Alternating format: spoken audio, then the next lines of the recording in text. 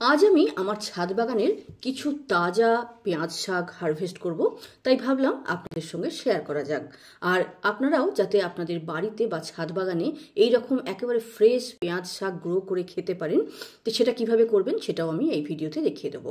তো আমরা কিন্তু একেবারে তাজা পেঁয়াজ শাক বাড়িতে গ্রো করে তরকারি বানিয়ে খেতে পারি।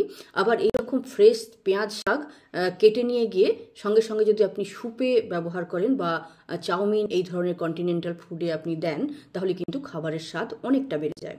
তো কিভাবে করবেন দেখে নিন। হালকা মাটি তৈরি করে নিন আর ছোট ছোট সাইজের পেঁয়াজ নিন। পেঁয়াজের পেছন দিকটা যেদিক দিয়ে কল বেরিয়ে আসে সেদিকটা একটুখানি চাকু দিয়ে কেটে নিন। দিয়ে পেঁয়াজগুলোকে হালকা মাটিতে এইভাবে একটু চেপে চেপে বসিয়ে দিন। বেশি কিচ্ছু করার দরকার নেই, শুধু পেঁয়াজগুলোকে এইভাবে চেপে চেপে বসিয়ে জল ছড়িয়ে রোদযুক্ত জায়গায় রেখে দেবেন। আর যে টব থেকে কাটলেন গাছগুলো সেখানে আপনি সার দিয়ে দিন।